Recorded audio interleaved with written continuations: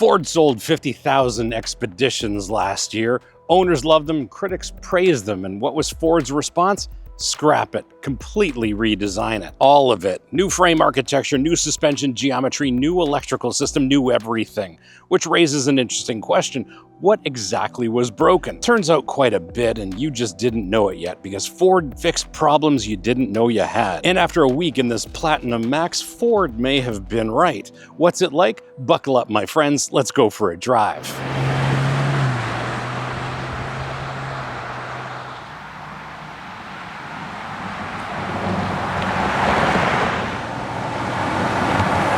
I'm your host, Brian Makse, racer, lover of driving fast, fun things. And on this channel, you get reviews for drivers from drivers. Now, the pitch here is simple. Ford fixed things that you didn't know were problems because you just accepted them as part of what came with a full-size SUV. Now, the test here is whether you'll notice these things or they'll just disappear into the background and you're left with another expensive SUV. And before we get into what this is like to drive, let's have a look at it in a little more depth. This is an all-new Expedition from the ground up, and Ford started with an all-new boxed frame and suspension geometry board from the F-150. There's a new electrical architecture and loads of tech and features that deserve their own episode, but we're here for the driving. The spec sheet lists military-grade aluminum for its construction like it's a feature, and even my iPhone is military-grade, and the military will make anything a grade if you ask them nicely. Yes, this is body-on-frame construction. It is the world's automotive equivalent of vinyl records, supposedly obsolete, technically inferior to modern alternatives, yet somehow still here and better than ever. Under the hood is a 3.5-liter V6 twin-turbo EcoBoost. This is the high output, so it makes 440 horsepower at 5,400 RPM and 510 pounds of torque at 3,300 RPM. Transmission's a 10-speed automatic. It is four-wheel drive with a 2-speed transfer case, a 373 electronic locking diff in the back. Steering is electrically assisted, independent control arm front suspension, multi-link at the rear, adaptive dampers included with the driver's package in the Ultimate package, four-wheel disc brakes, of course. Wheels and tires are 20s to 24s. This one has the 24s. Curb weight is just shy of 5,800 pounds, and Ford lists the towing capacity of this Expedition at 9,600 pounds. Which means you could tow your Expedition with an Expedition. I did the math. And that doesn't mean you should, but it does mean that sometimes engineering supports your worst ideas. Right now, this channel has the weight distribution of a 1980s 911. Way too much in the back, not enough up front where it matters. Subscribing fixes that. Physics demands it.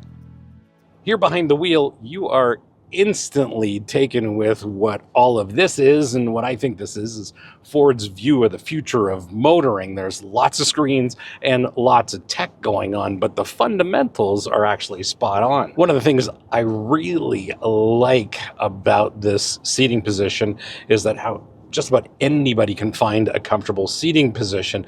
Lots of adjustment in the seat, in the steering column as well. The pedals are adjustable. How brilliant is that? You don't see that too many, and I think that's one of the features they bring over from the F-150, which I really dig because there is no excuse here for an optimal seating position. As you'd expect, this seat is big, it's comfortable, it's supportive, and of course, at this trim level, it's got heating, cooling, and a massaging function, and I actually really dig that. Visibility is also top-notch in every direction, and there's lots of cameras going on that can assist you with blind spot information. And we know in this channel, if you adjust your mirrors properly, blind spots aren't real, but that's a separate story for another day.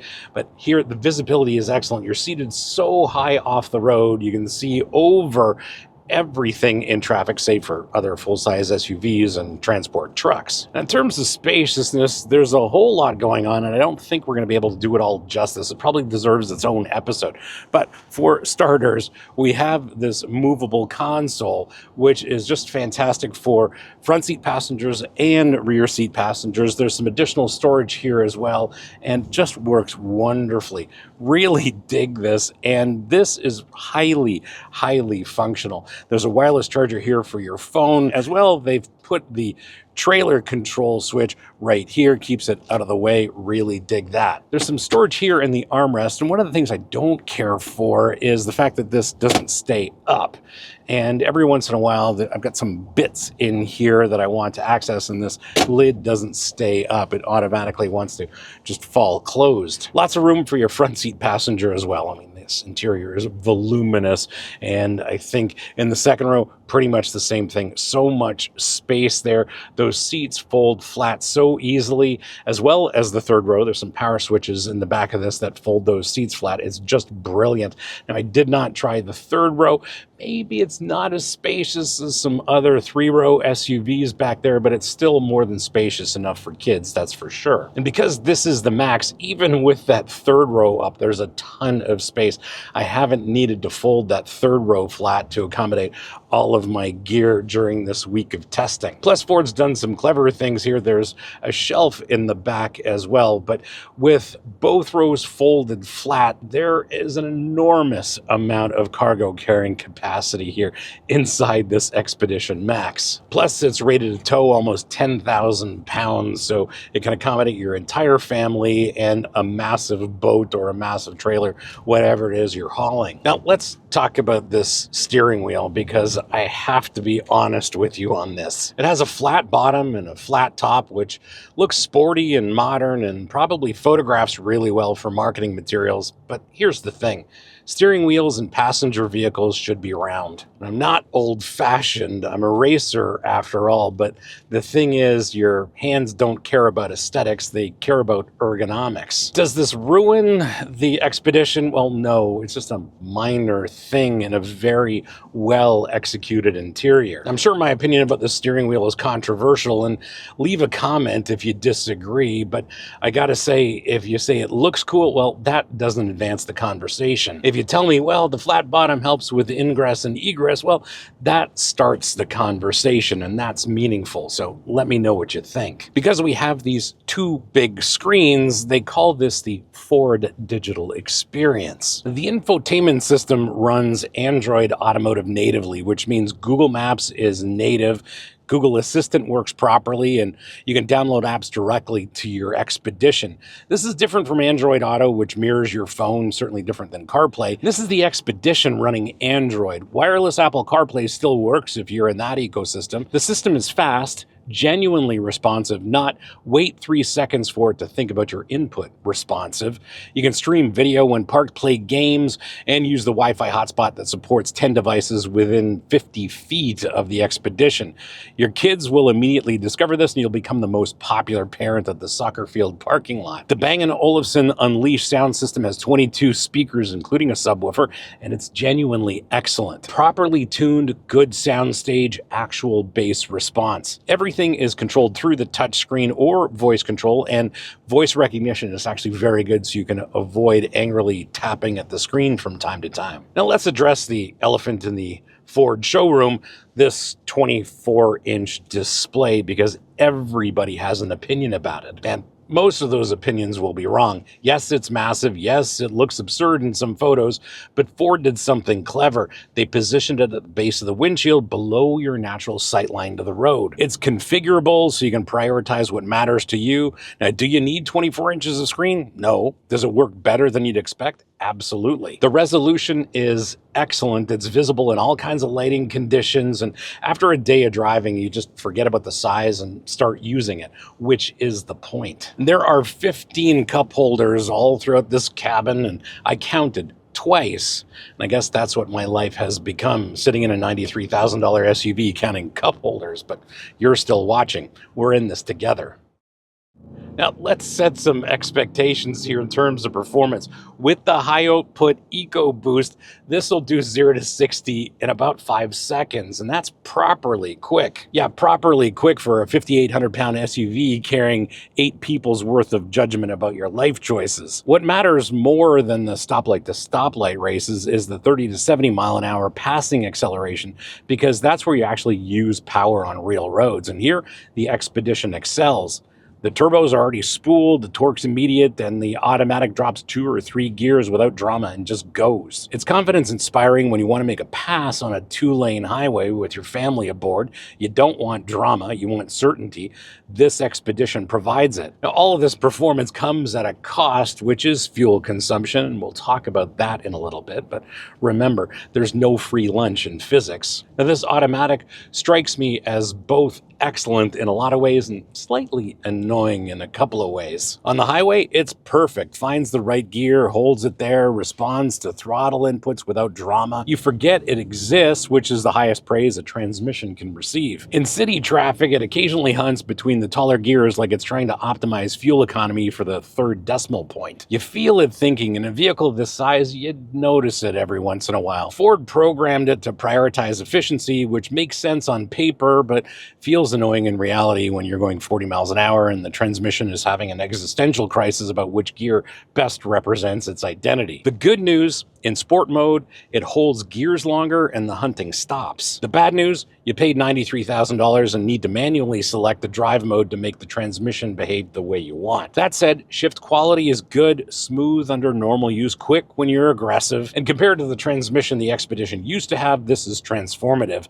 Upshifts are nearly imperceptible, downshifts are quick and properly rev matched, and overall it's a really good transmission that has the occasional identity crisis. Of course, this has the stop-start feature that switches off the engine when you're sitting stopped at a traffic light, and I switch it off, you'll switch it off, everybody disables it, and yet Ford still includes the switch, and I suppose this is a little bit of unnecessary corporate theater.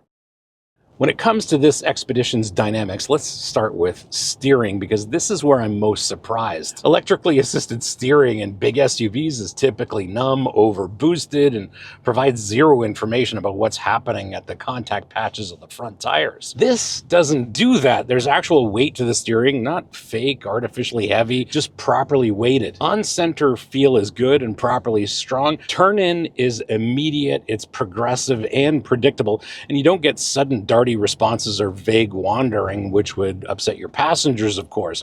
Most importantly, there's some feedback through the wheel. You're getting information, which means you can modulate your inputs accordingly. Now, this isn't a sports car. It's not even a sporty SUV, but it is an SUV that respects the driver enough to give you a lot of communication. The ratio is well resolved for a vehicle this size and weight. It's quick enough to feel responsive in parking lots and slow enough to feel stable at highway speeds. And the thing is, with steering, it's one of those things that you really notice when it's done wrong. Here, it's done right. I think we need to find some corners, shall we? Let's.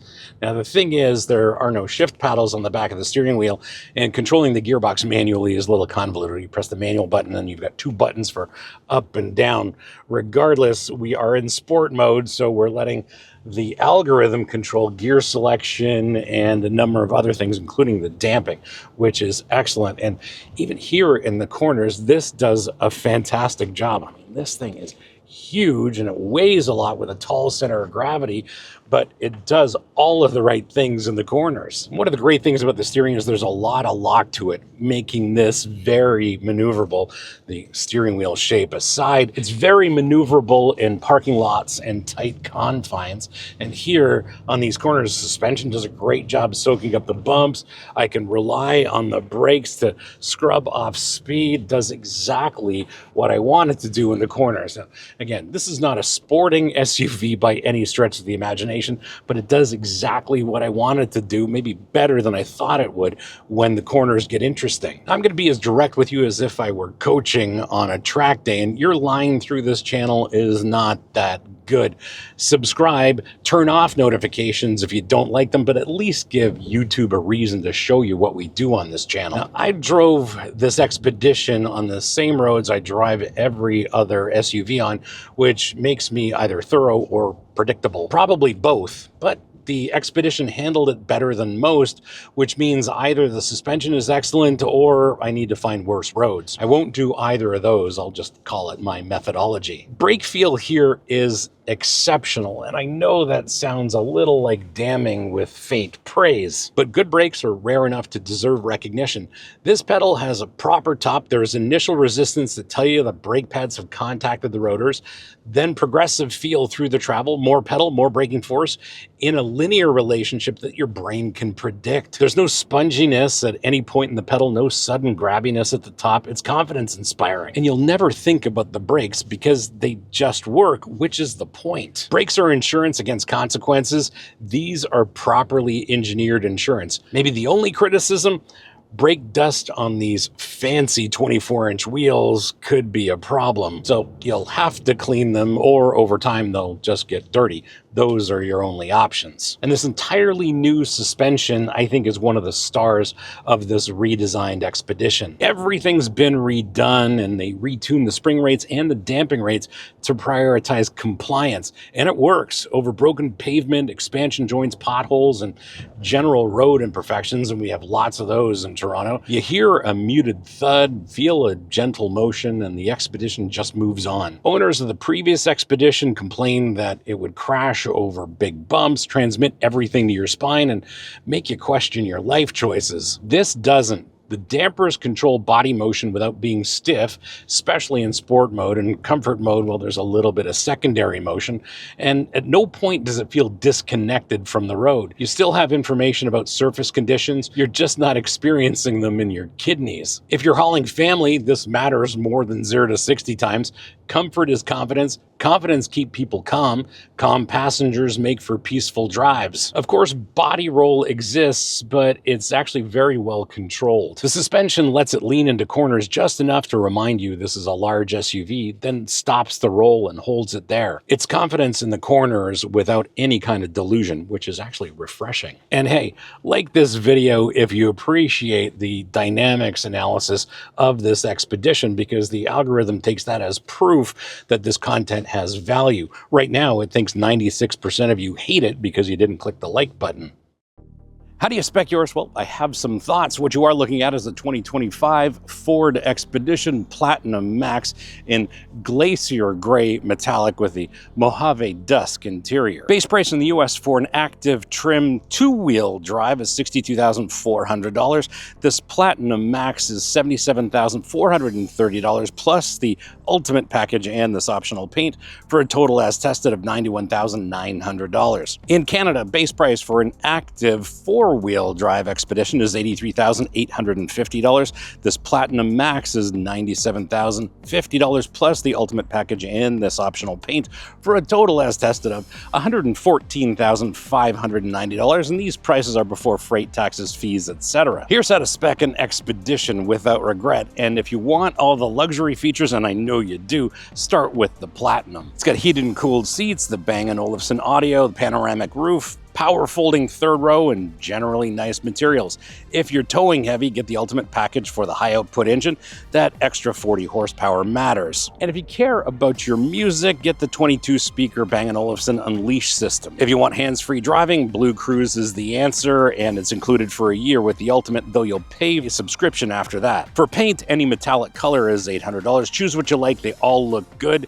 Skip the second row bench unless you genuinely need 8 passenger capacity. And that's it. Platinum Ultimate Max with metallic paint and basic accessories. That's about $100,000 out the door with taxes and fees. Yes, it's expensive, but will you use all of it? Probably. Right now, 80% of you aren't subscribed, so you're taking the outside line through content. If you want the algorithm to show you when I post, be sure to subscribe. If not, I'll see you again randomly in about 6 months when YouTube decides you exist. And it's time for owner intel when I share with you what actual owners have discovered after living with an Expedition. This is the kind of stuff that doesn't make the press release and won't show up in most reviews. I spent time digging in forums, and here's what you need to know. First, the good stuff. That lane change camera feature where the side camera view appears on the dash when you signal. Owners love it. It's subtle, works perfectly, except when you touch the left side haptic buttons on the steering wheel, and most buyers don't even know it exists until they own the truck. And Ford should market this a little bit better. Now the weird stuff. Owners say there's a low-level whine from the 10-speed automatic at idle. It's normal. Ford has a service bulletin that basically says this is a characteristic of the 10-speed and won't hurt anything. Owners learn to ignore it. You'll hear it, don't panic. I certainly didn't, and this Expedition has some miles on it. Now, the controversial stuff. Owners say Ford increased the towing capacity to 9,600 pounds, and everyone celebrated. What they didn't celebrate is how they did it, by reducing payload capacity to around 1,400 pounds. And of course, lots of owners have things to say about the steering wheel, and one owner summed it up perfectly. Silly question. Why isn't it round? Owners are saying real-world towing fuel consumption is something like 8 or 9 miles per gallon when pulling heavy. With a standard 23-gallon tank, that's about 180 miles of range. The Makse's 28-gallon tank helps, but you're still stopping frequently. And in general, owners love their Expeditions, and I'm not surprised. And these are the kinds of things that are revealed after living with this for a while, not after a week-long press loan. My verdict, well, let's start with fuel consumption because it is interesting. I'm averaging 15 miles per gallon, or about 15 liters per 100 kilometers for my Canadian friends, and that's in mixed city and highway driving. And I'd love to hear from real-world Expedition owners what you're getting, whether you're just hauling around town or towing. I'd love to hear a little bit more. And as for this EcoBoost, well, I don't think there's anything eco about a promised 21 miles per gallon, is there? It's like calling a burger joint healthy portions. One part is technically true, one part is marketing optimism. And that brings us back to that very important question. Why completely redesign a vehicle when it was already selling well? It's because Ford understood something crucial. The previous Expedition was good enough, but good enough means there's a ceiling. You tolerated the choppy ride on bad pavement because, well, it's a 6,000-pound SUV. What do you expect? You accepted average steering feel because it's not a sports car. You dealt with road noise because everyone else's full-size SUV has road noise. But what if you didn't have to tolerate any of that? Well, that's what this redesign delivers. The suspension actually follows the road surface instead of hopping over it. The steering has legit feedback, not Miata levels, but actual information about what the front tires are doing. And even the brake pedal has a proper progressive feel. Even the 24-inch screen, as absurd as it may look, is positioned low enough that you're looking at the road, not through the steering wheel. And I don't want to talk about the steering wheel anymore. They thought about sight lines. They thought about how a driver actually interfaces with a vehicle this size. And that split gate, it's not a gimmick. It's genuinely better for 90% of loading scenarios. And the console that slides back 8 inches solves an actual problem. And the ease of folding those second and third rows for more cargo capacity, well, that's brilliant. But why did it take to 2025? Ford didn't fix what you complained about. Ford fixed what you'd gotten used to because these things were considered normal for the segment. And now you've seen what's possible when a company actually redesigns something instead of just refreshing it. Now, Ford gave this Expedition that funky steering wheel for style points, and while it looks modern, I'd trade it for a traditional round wheel in about 3 seconds. And from my racer's perspective, function beats form all day long, and circular wheels have been circular for decades for good reasons. Who should buy this? Well, people who refuse to drive a minivan and actually value driving dynamics. People who tow boats, trailers, or campers regularly and want confidence on the highway. People who prioritize ride quality and comfort on long road trips. People who care about tech integration and want modern infotainment that actually works. People who can afford $100,000 out the door and want the best vehicle in the segment, not the best known brand. That's a narrow demographic, but this Expedition was engineered specifically for you. Who shouldn't buy this? People who want maximum brand recognition. Well, buy the Lincoln or the Cadillac. Buy a Highlander hybrid and accept that you'll never fit 8 adults comfortably. People who want value for money, well, there are plenty of options. The Expedition isn't for everyone. It's for people who will use all of its capability, appreciate all of its engineering, and can afford the price. And if that's you, you already know it. Thanks for hanging out with me today and having a look at this all-new 2025 Ford Expedition. Hope you enjoyed this episode. And if you did, you're not new, you know what to do. Of course, don't forget the merch store is available, and designs there signal I understand cars without screaming it. Buy a hoodie if you prefer subtle automotive references to giant brand logos. And if you need everyone to understand you drive a Ford, well, buy their gear instead. Thanks again for watching. See you again next time.